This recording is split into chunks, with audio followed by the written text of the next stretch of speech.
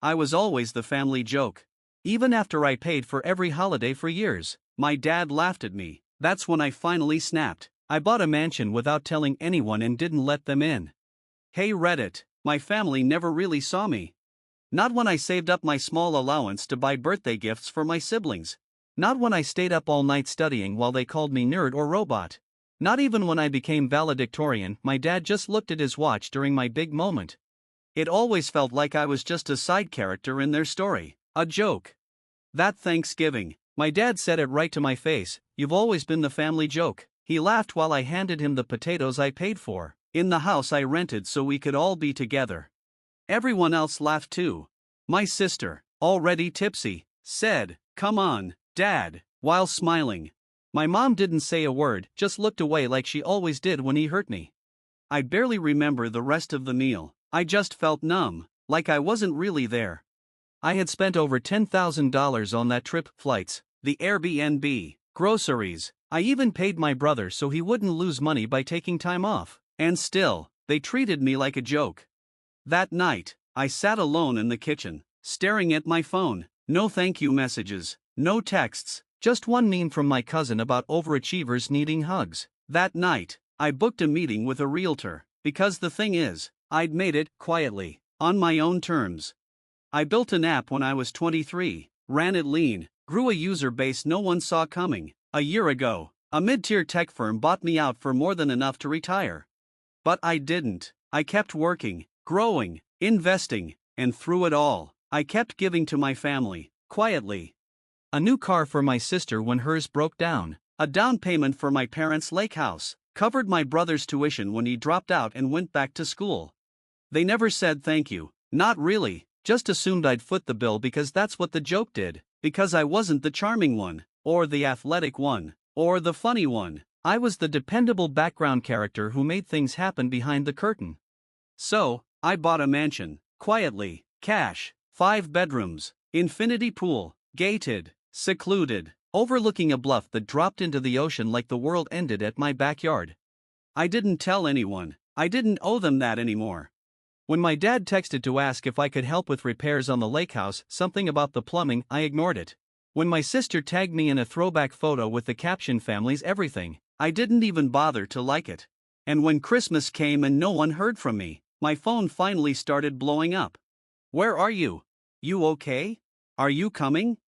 I didn't answer, not even when my mom called and left a voicemail that started with "We're just worried" and ended with "You know your father didn't mean it. He always meant it." I stayed in my new home, decorated it with quiet, deliberate luxury. No screaming logos, no gold-trimmed nonsense, just soft leather, dark oak, glass walls, silence.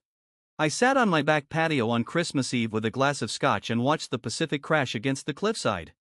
I was alone, but I'd never felt less lonely.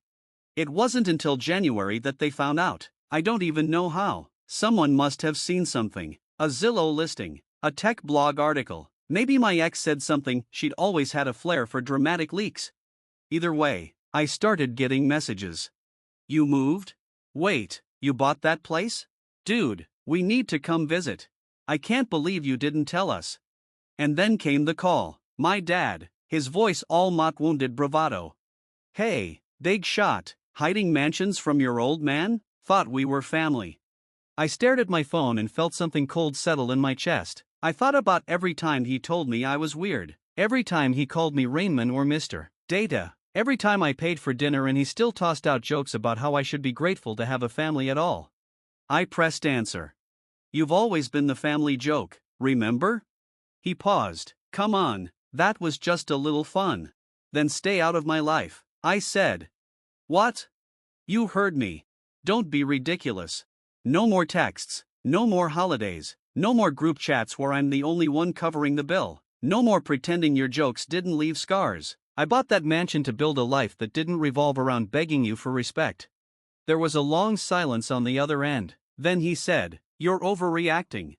No, I was reacting, finally. I hung up. That weekend, my sister drove 3 hours to my gate. She buzzed from the call box, smiling into the camera like she hadn't ghosted me 6 months earlier after I refused to co-sign her second mortgage. "Hey, thought I'd stop by. Got wine?" I didn't answer.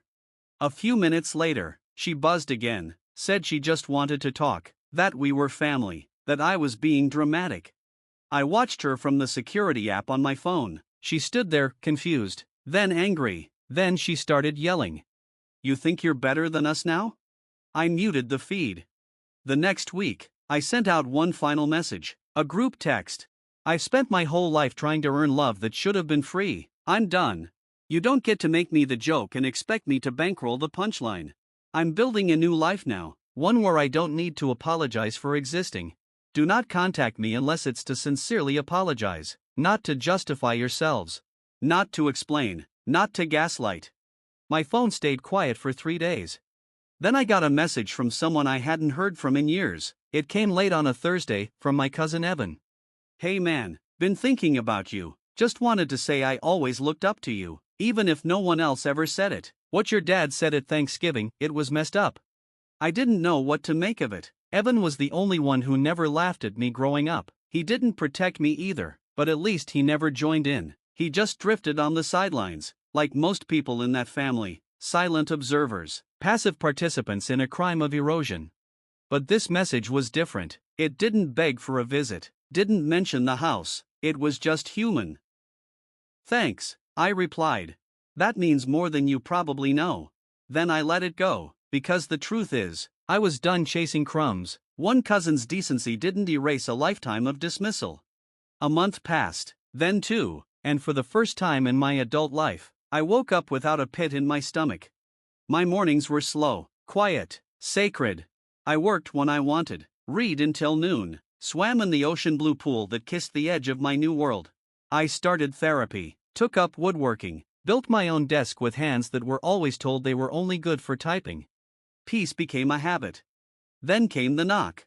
Not the gate buzzer, a real, physical knock. It was my brother Jason, standing just outside the security perimeter, past where the cameras stopped. He'd parked down the road and walked half a mile up the private drive. No notice, no message, just showed up like we were kids again and I still owed him rides to school. I watched him through the slit in the blinds. He was holding something, a box. I could see from the way he shifted his weight, nervous. He looked thinner than I remembered, tired, but not sorry, never that. I didn't open the door. He set the box down and walked away. Inside it, later, I found photos, old ones, us as kids, me at my 5th grade science fair, him with a fake mustache drawn in Sharpie, standing next to me, laughing. There was a note, scrawled on the back of a flyer from his job. I don't remember why we started treating you like the odd one. Maybe because it was easy. You never fought back. You just kept giving. I'm not good at apologies, but I see it now. You were never the joke. You were the only one who showed up for all of us. I didn't cry. I wish I could say I did. But I just stood there, reading it again and again until the words blurred into nothing because it was too late. One box of memories doesn't undo decades of being made small. So I burned it in the fire pit overlooking the sea. I watched every photo curl and blacken. I let go of the boy in those pictures. He'd done his time. But revenge, real revenge, the kind that settles in your bones, doesn't come in flames or fury. It comes in silence, in denying access, in reclaiming your space without asking for applause. So I did what they never expected. I threw a party, not for them, for me. I invited the people who saw me. Mentors, friends, colleagues who'd stayed up with me on Slack at 2 a.m. during the hardest months of the startup. People who knew my worth without needing a bloodline to validate it. I hired a private chef, brought in string lights, a jazz band, the kind of night that makes the air feel expensive. And I posted it. Just one photo. Me in the center, laughing, genuinely laughing, surrounded by people who weren't trying to shrink me. No tags, no captions, just the image. It took 13 minutes for my sister to text. "Oh, nice of you to finally include us." I didn't reply. The next day, my dad sent a message. "So, you're really cutting us out, huh?" After everything, yes. He followed up with a long, rambling paragraph about how he'd worked hard too, how I wouldn't even be here without the roof he gave me growing up, how I'd become selfish, cold, arrogant. "You don't get to weaponize your neglect now that I've left the battlefield," I replied. That was the last thing I ever said to him. Months passed, seasons turned, and the silence held. It became sacred. One afternoon, I drove past the old neighborhood on a whim, saw my parents outside their house. They were arguing. My mom caught a glimpse of me through the windshield, her eyes locked with mine. She raised her hand, not a wave, just something between reflex and regret. I drove on. Because revenge isn't always loud. Sometimes it's a locked gate, a missed holiday, a version of you they'll never get to meet. And I met someone not long after at a gallery. She had this quiet confidence, the kind that doesn't need to prove itself. We talked about silence and reinvention and the absurdity of starting over at 30. And for once, I told my story without editing it for shame. She didn't flinch. Just said, "Sounds like you finally became your own home." And I had. Not the mansion. Not the money. Me. The version of me that chose peace over permission. Distance over performance. Self-respect over blood obligation. So no, I didn't let them in. Not because I was bitter. Because I was free. And in that freedom, I finally learned, the best revenge is building a life they'll never be welcome in.